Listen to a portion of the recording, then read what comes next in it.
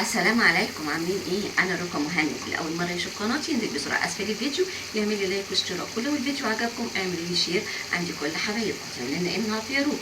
هنعمل اكل مطاعم، هنعمل اكل مطاعم شاورما. كلنا بنحب الشاورما، كلنا بنحب ناكل شاورما بره، بس غالي علينا. لا، تعالوا عندي اعمل لكم احلى شاورما باحلى مقادير باسهل طريقه. تعالوا شوفوا بقى عملت ايه. يلا مع بعض نشوف المقادير وطريقة التحضير. ما تنسوش اللايك والاشتراك. طبعا اول خطوة في عمايل الشاورما بتاعتنا زي ما انتوا عارفين ومتعودين في فيديوهات روكا مهند، المقادير المظبوطة والخطوات المرتبة عشان اي بنوتة عايزة تخش تعمل اي وصفة من وصفات روكا مهند تعرف هتبدأ ازاي، تبدأ الوصفة ازاي وتنهيها ازاي. اول حاجة هنعمل الصوص اللي هننقع فيه اللحمة بتاعتنا. انا هنا معايا لحمة من وش الفخدة شرائح بالشكل ده او قطعيها باي طريقه، المهم تكون لحمه تكون بتستوي بسرعه او تكون لحمه من لحمه البفتيك.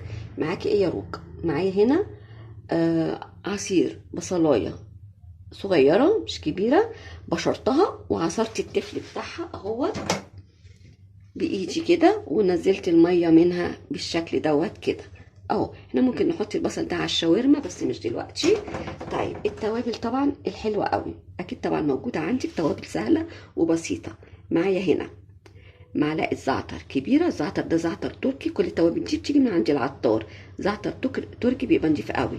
معلقه كبيره اللي هي بتاعت الاكل. معلقه كزبره جافه صغيره، معلقه بابريكا صغيره بودر بس مليانه شويه، نص معلقه فلفل اسود صغيره، ربع معلقه حبهان بودر صغيره. لو ما عندكيش حبهان تقدري تستبدليها بنص معلقه جنزبيل بودر صغيره، ربع معلقه قرفه بودر صغيره، فصين توم مهروسين في الهون، معلقه شطه بودر صغيره اختياري، لو مش عايزاها بلاش. هنحطها هنا. انا معايا اللحمه نص كيلو، دي مقادير نص كيلو لحمه.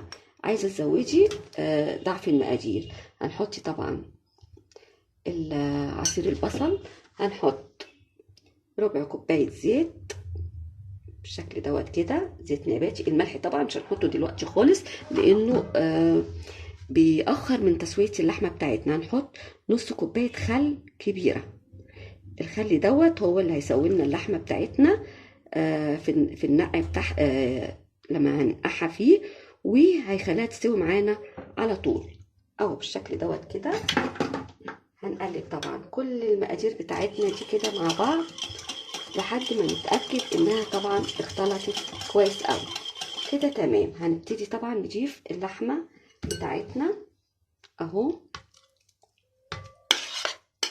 حابه تحطي ربع كوبايه خل وعصير ليمونه اوكي مفيش مشاكل. هنقلب طبعا كده بالشكل دوت كده. يا سلام بقى لو عملتيها قبليها بليله، عملتيها مثلا بالليل وقمتي سويتيها الصبح او على الغدا، كل بتوع المحلات بيعملوا كده، بينقعوها يوم واتنين عشان تكونوا عارفين اهو. طبعا هنجيب لها طبعا غطا اهو. طبعا هنحطها في التلاجة 3 ساعات 4 ساعات، المهم اقل حاجه ليها ساعتين.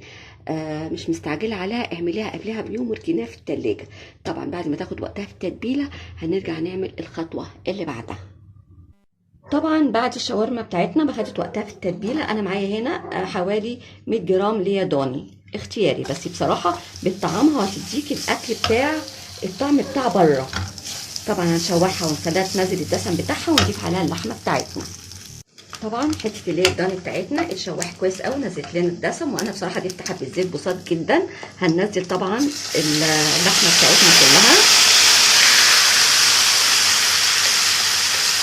بكل الصوص بتاعها اهو.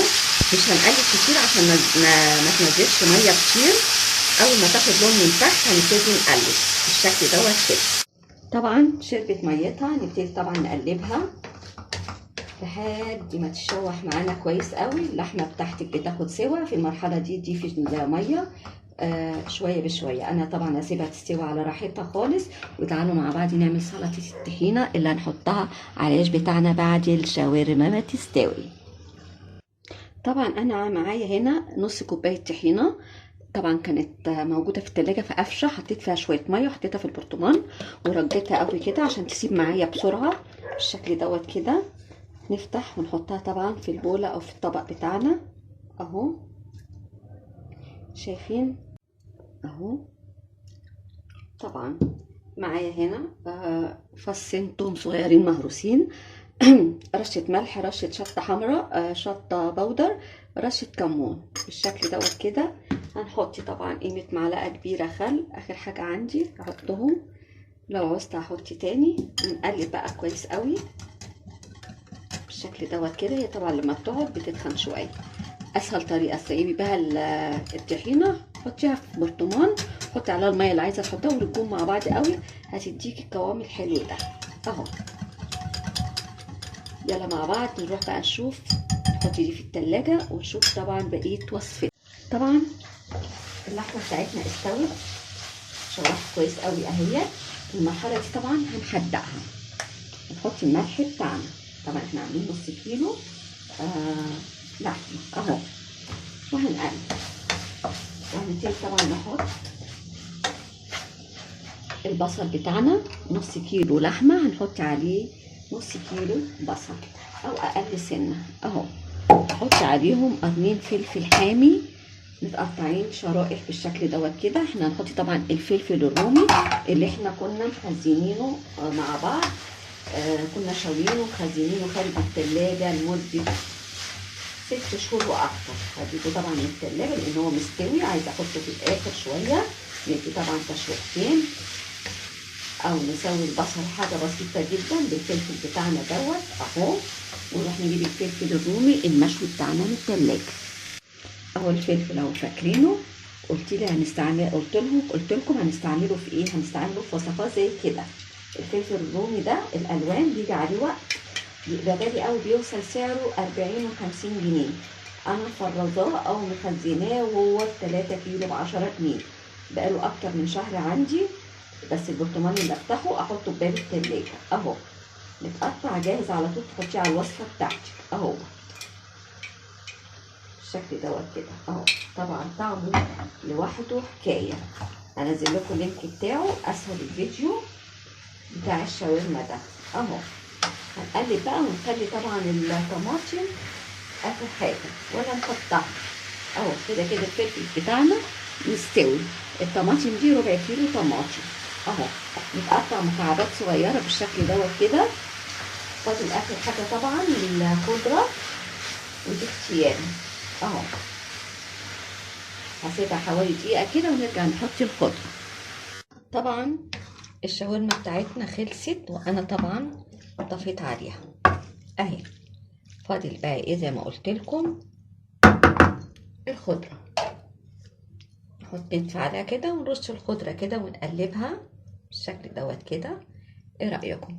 شكلها طبعا يفتح النفس اهو. هديها طبعا تقلبتين وهي مطفى عليها كده، ونروح بقى نحشيها في عيش الكريب بتاعنا اهو. يلا اجيب بقى الطحينه من التلاجة عشان نشتغل. طبعا معايا عيش الكريب بتاعي اهو، انا جايباه جاهز، جايبه الكيس فيه 6 ارغفه ب13 جنيه محطوط اهو على الصينيه. هنقسمه 2 كده او هنتني 2 كده اهو بالشكل دوت كده. انا معايا هنا مستردة بجيبها سايبه من السرجه، بجيب الكيلو ب55 جنيه. حابه تحطي حطي، مش حابه ده اختياري اهو. بس طالما عندي هحطها بالشكل دوت كده، ما تكتريش ما تطريش اللقمه معاكي. طيب احنا دلوقتي عايزين معلقه، ايوه اهي. هنحط طبعا الشاورما بتاعتنا بالطول كده اهو. طبعا عايزه تكتري تقللي ده اختياري اهو. طبعا النص كيلو لحمه رمى معانا كتير، يعني ممكن يعني ايه يعمل 10 ارغفه شاورما كمان بالشكل دوت كده. طبعا عشان طبعا يديله قيمه غذائيه اعلى ويكون طبعا اقتصادي وموفر، هحط طبعا البطاطس المحمره. هنحط طبعا جبنه موزاريلا بردك اختياري اهو. يعني انا معلش يا ولادي شباب وبحب بصراحه يعني ايه ااكلهم الاكل المطاعم ده عشان ما يخرجوش ياكلوا بره والدنيا تتلوث والدنيا تبوظ عندي اهو.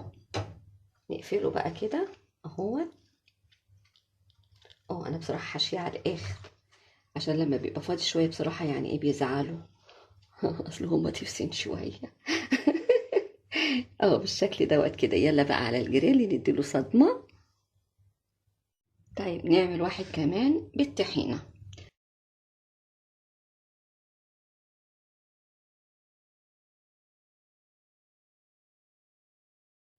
طبعا الجريل بتاعنا على النار سخن قوي. هنديله طبعا سنة زيت صغيرة قوي عشان طبعا العيش بتاعنا ما يشتش من شدة السخونية، ما يشتش. نوزعها كده. طبعا انا كترت الزيت في الحقيقة. حطي طبعا الرغيف بتاعنا بالشكل دوت كده. بسم الله. ايدي اتلسعت. نجيب التاني قمر ده ياخد وش اصفر من ناحيتي وش من ناحيتي ويكون خلص معانا على طول. خد لون. هنقلب التاني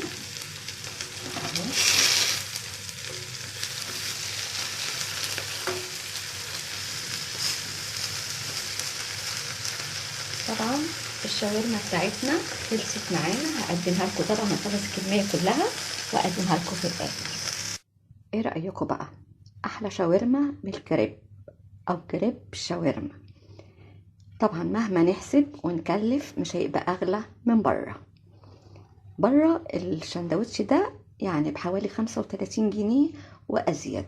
احنا جبنا نص كيلو لحمه 60 جنيه، والقوطه في البيت والبصل في البيت، كل حاجه في البيت. مش عايزه تعملي طحينه ولا مستردة، بلاش. هو حلو من غير اي حاجه. حبايب قلبي، لو بيعجبكم وصفات روكا مهند ما تبخلوش عليها بالاشتراك واللايك. نتقابل على خير مع فيديو جديد، وصفة جديدة. والسلام عليكم ورحمة الله وبركاته.